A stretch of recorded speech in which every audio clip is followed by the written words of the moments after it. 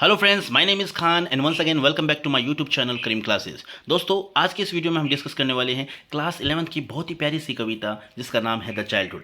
दोस्तों, आज के इस वीडियो में इस पोम की डिटेल समरी मैं आपको बताने वाला हूं और साथ ही साथ इस पोम से रिलेटेड जो मोस्ट इंपॉर्टेंट क्वेश्चन है उनके बारे में भी हम डिस्कस करेंगे। तो निश्चित रूप से आज का ये वीडियो आपके लिए काफ़ी हेल्पफुल और इन्फॉर्मेटिव होने वाला है। और दोस्तों, मैं आपको रिकमेंड करना चाहूँगा जो समरी मैं आपको बताने वाला हूँ, जो क्वेश्चन आंसर्स मैं आपको बताने वाला हूँ, इन समरी को और क्वेश्चन आंसर को आप अच्छी तरीके से याद कर लीजिएगा, क्योंकि मेरा दावा है अगर एग्जाम में आज के इस चैप्टर से, आज के इस फॉर्म से रिलेटेड कोई भी क्वेश्चन पूछा जाएगा तो इजीली आज के इस छोटे से वीडियो के बेस पर आप उसका आंसर आसानी से कर पाएंगे।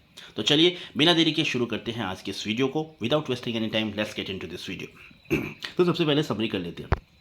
तो जैसा कि इस पोम को लिखा है, it is a very very beautiful poem written by Markus Natten. यानी इस पोम को किसने लिखा है, इसके पोइट कौन है, मार्कस नेटन।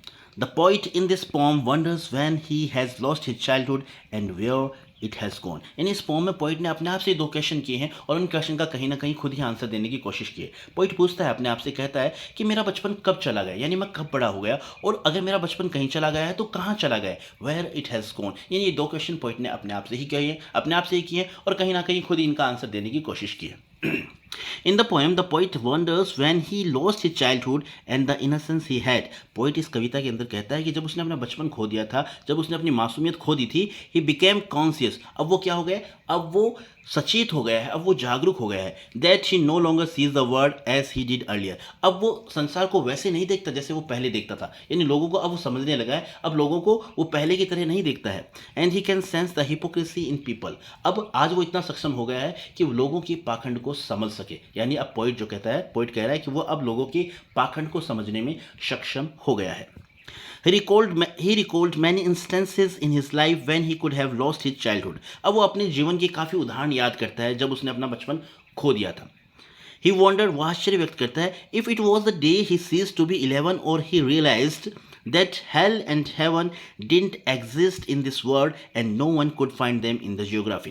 यानी वो आश्चर्य व्यक्त करता है और वो कहता है कि शायद उसका बचपन तब खो गया था जब वो 11 साल का हो गया था, या शायद उसका बचपन तब खो गया था जब उसने तर्क वितर्क करने की क्षमता पा ली थी, यानी उसमें तर्क वितर्क करने की क्षमता विकसित हो गई थी। यानी पॉइंट इतना समझदार हो गया था कि वो ये समझ सके कि अब ये स्वर्ग, ये नरक और स्वर्ग जो होती हैं ऐसी कोई चीज़ होती नहीं है, ऐसी किसी भी चीज़ का कोई वजूद नहीं होता है, और क्योंकि इन्हें भूगोल के नक्शे में कहीं पर भी ढूंढा नहीं जा सकता। यानी जब पोइट के अंदर, पोइट अपने आप से बात कर रहा है कि शायद उस दिन मेरा बचपन चला गया था जब मुझ में ये तर्क वितर्क करने की क्षमता विकसित हो गई थी, जब मैं समझ गया था कि ये स्वर्ग और नरक ऐसी कोई भी चीज़ नहीं होती है, क्योंकि ज्योग्राफी के नक्शे में कहीं पर भी इसका कोई उल्लेख नहीं है।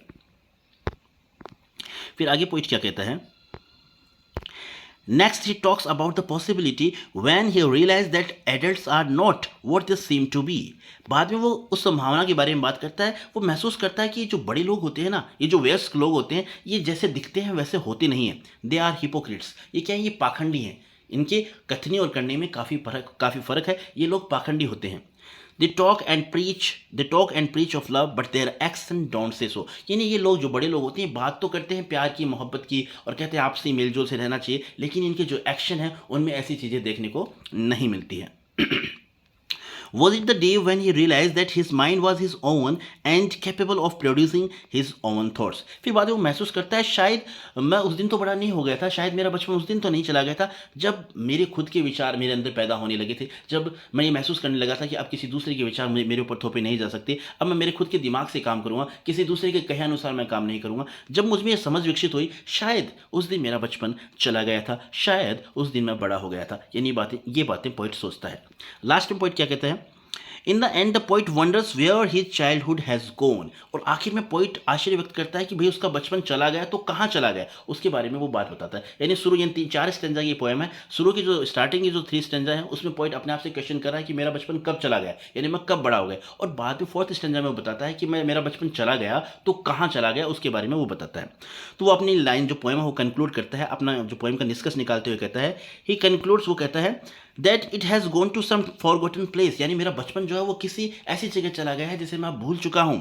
And it can only be found in the innocent face of an infant. और इस बचपन को अगर आप ढूंढना है तो उसे वहीं ढूंढा जा सकता है। कहाँ ढूंढा जा सकता है? एक नवजात शिशु के मासूम चेहरे में। यानी जब मैं किसी छोटे बच्चों को देखता हूँ तो उसमें मैं अपने बचपन को पाता हूँ। यानी कुल मिलाकर मेरा बचपन जो है वो अब किसी दूसरे के बचपन में चला गया है। तो इस तरीके से बहुत ही खूबसूरत कविता है, बहुत प्यारी सी कविता है जिसे पोइट ने बहुत ही शानदार अंदाज में बयान किया है। तो ये थी इस पोम की समरी। अब बात कर लेते हैं इस पोम से रिलेटेड मोस्ट इंपॉर्टेंट क्वेश्चंस की। और मैं आपको रिकमेंड करना चाहूँगा इस समरी को और इंपॉर्टेंट क्वेश्चन जो मैं आपको बताने वाला हूँ इन्हें आप अच्छे तरीके से याद कर लीजिएगा। तो आप क्वेश्चन आंसर देख लेते हैं। क्वेश्चन आंसर ये रहे। हमारा पहला क्वेश्चन है, what did the poet think of hell and heaven when he was a child. यानी नर्क और स्वर्ग के बारे में पोइट क्या सोचता था जब वो छोटा बच्चा था, तब इनके बारे में उसके क्या ख्याल थे।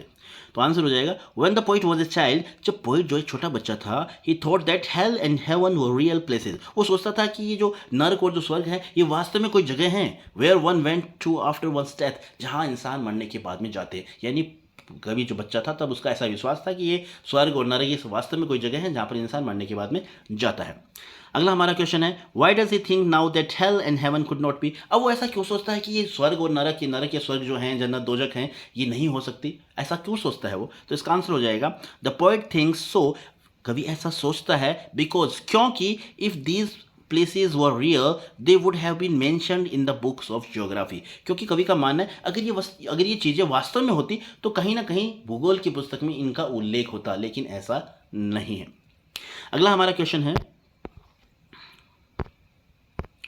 What did the poet realize about the adults? Important question है, What did the poet realize about the adults? बड़े लोगों के बारे में पोइट क्या महसूस करता है? तो इसका आंसर हो जाएगा, He realized that adults were not as good people as they appear to be। वो ये महसूस करता है कि ये जो बड़े लोग हैं, ये जो वयस्क लोग हैं, ये वैसे उतने अच्छे नहीं हैं जितना कि ये दिखते हैं। He found a great difference between what adults said and did। यानी वो एक बड़ा परिवर्तन, एक बड़ा बदलाव पाता है इनके बीच में कि जो कहते हैं और करते कुछ है, कहते कुछ है। यानी बड़े लोगों की कथनी और करने में बहुत बड़ा फर्क है, ये पोइट पाता है। ये चीज़ जो है महसूस करता है एडल्ट्स के बारे में। ठीक है, अगला हमारा क्वेश्चन है, where can the innocence of child be found according to the poet. यानी मासूमियत को, बचपन की मासूमियत को कहाँ पाया जा सकता है अकॉर्डिंग टू द पोइट, कवि के अनुसार। तो इसका आंसर हो जाएगा, the innocence of child can be found hidden in the face of an infant. यानी अगर बचपन की मासूमियत को ढूंढना है तो किसी नवजात शिशु के चेहरे में आप इस चीज़ को ढूंढ सकते हैं। The poet wants to say that childhood lasts as long as innocence does. Poet कहता है कि बचपन तब तक ही है जब तक मासूमियत है। यानी बचपन का मतलब ही है मासूमियत और भोलापन। जब तक मासूमियत है, भोलापन है, तब तक बचपन है। ठीक है, अगला हमारा लास्ट जो क्वेश्चन है आज के इस वीडियो का वो ये है, what is the poet feelings towards childhood. यानी बचपन के बारे में कवि की क्या फीलिंग्स है, क्या भावनाएं हैं। तो पोइट कहता है, अकॉर्डिंग टू द पोइट के अनुसार, childhood is a period of innocent and purity of heart. यानी बचपन वो अवस्था है, मासूमियत की अवस्था है बचपन, जब हमारा एक दिल एकदम साफ होता है, एकदम मासूम होते हैं, तो उस अवस्था को पोइट ने क्या बताया, बचपन कहा है। A child believes in God. Poet कहता है कि बच्चे जो होते हैं वो भगवान में विश्वास रखते हैं। हेल एंड हेवन यानी स्वर्ग, नरक, भगवान, इन सभी चीज़ों में बच्चों का विश्वास होता है, क्योंकि उस वक्त उनमें तर्क वितर्क करने की क्षमता नहीं होती है। He believes in what adults say and what he reads in books. यानी जो बड़े लोग उसे कहते हैं उन बातों में विश्वास कर लेता है, जो वो किताबों में पढ़ता है उन चीज़ों को सही मान लेता है। A child knows no hypocrisy. और एक बच्चा जो होता है उसमें किसी तरह का पाखंड नहीं होता, उसका दिल एकदम साफ होता है। ही always means what he says. यानी वो जो उसके दिल में होता है वही उससे कहता है। यानी अपने दिल में किसी तरह की द्वेष भावना वो नहीं रखता, किसी तरह का भेदभाव नहीं रखता है।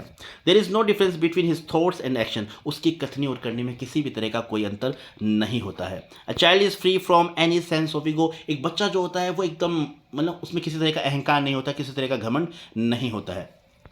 He doesn't think himself to be different from और सुपीरियर टू अदर्स। और वो अपने आप को कभी दूसरों से श्रेष्ठ नहीं मानता, दूसरों से अलग नहीं मानता।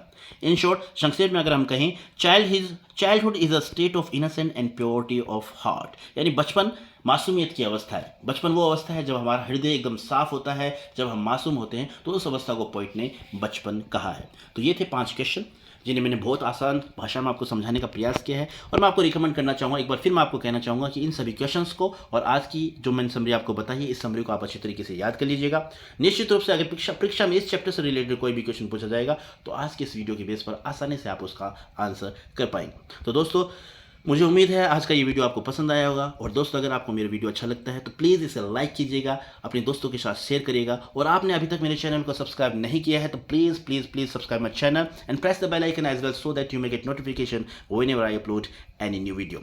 And once again, thank you so much for watching this video till the very end. See you soon in next video. Till then, take care of yourself. Keep watching, keep growing, keep smiling, and keep growing. And once again, thank you. Have a nice day.